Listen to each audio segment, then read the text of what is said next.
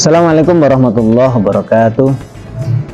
Alhamdulillahirrabbilalamin. Wassalatu wassalamu ala sayyidina Muhammadin imamil muttaqin wa ala alihi wa sahbihi ajma'in. Wa qala Allah ta'ala fi kitabil karim. Bismillahirrahmanirrahim. Rabbi shrah li sadri wa yassir li amri wahlul 'uqdatam min lisani yafqahu qawli. Pemirsa yang berbahagia, Rasulullah Muhammad SAW bersabda kepada kita, salasun munjiyatun wa salasun muhlikatun wa salasun darajatun wa salasun kafaratun.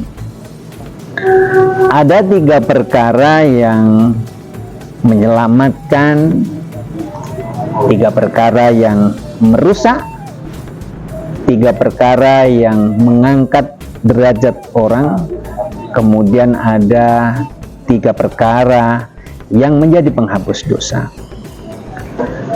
Amal munjiyatu wa khasyatullah ta'ala fir sirri wal alaniyah. Adapun yang menjadi penyelamat manusia atas siksaan Allah itu adalah takut kepada Allah Subhanahu wa Ta'ala dalam keadaan rahasia maupun dalam keadaan terang benderang. Biasanya kalau orang itu berkumpul dengan banyak orang itu mau melakukan maksiat, riskan atau malu lah, kira-kira seperti itu.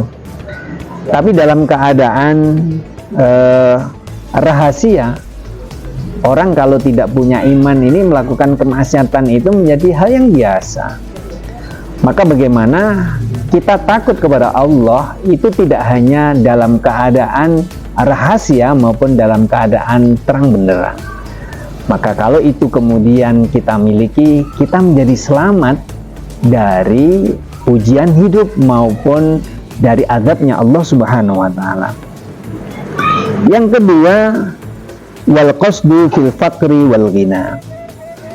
Sederhana dalam kehidupan, baik di saat kita ini kekurangan maupun dalam keadaan kita ini kaya. Orang biasanya kalau diuji dengan kemiskinan mudah sekali ingat kepada Allah Subhanahu wa Ta'ala, karena masih ada harapan. Dengan doa-doa yang kita panjatkan, kita berharap Rahman Rahimnya Allah itu datang.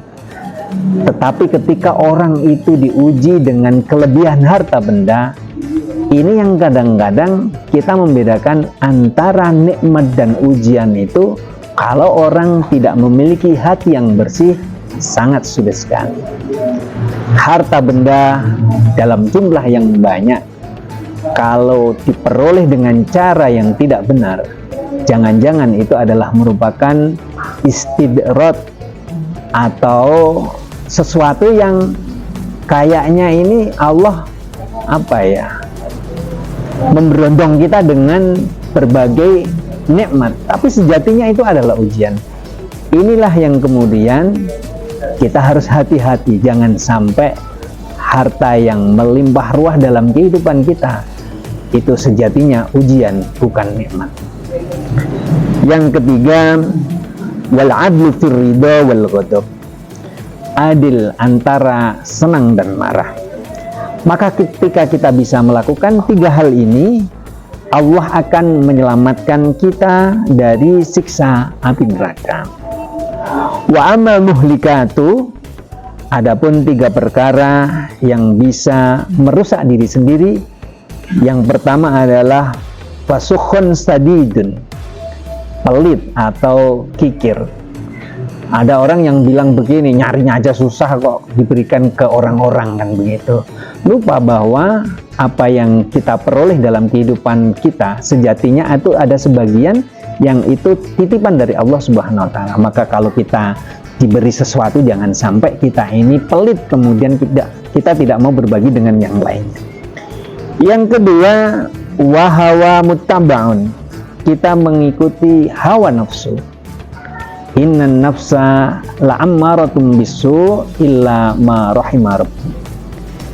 bahwa kecenderungan hawa nafsu itu pada umumnya mendorong seseorang untuk melakukan sesuatu yang kurang baik, kecuali hawa nafsu yang mendapatkan rahmat dari Allah Subhanahu wa taala.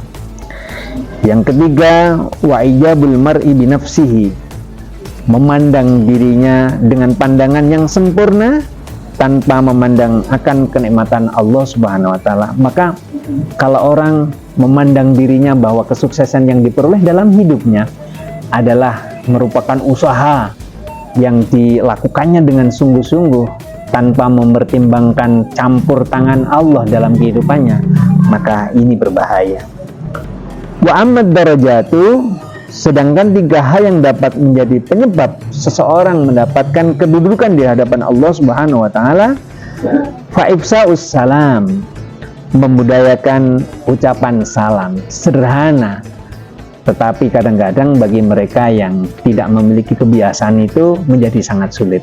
Maka kalau ketemu dengan teman-teman, mari kita ucapkan Assalamualaikum warahmatullahi wabarakatuh, begitu ya, sebagai sapaan yang bagus begitu. Kemudian yang kedua, wa'id'amut ta'am, memberikan makanan kepada tamu atau kepada orang yang lapar.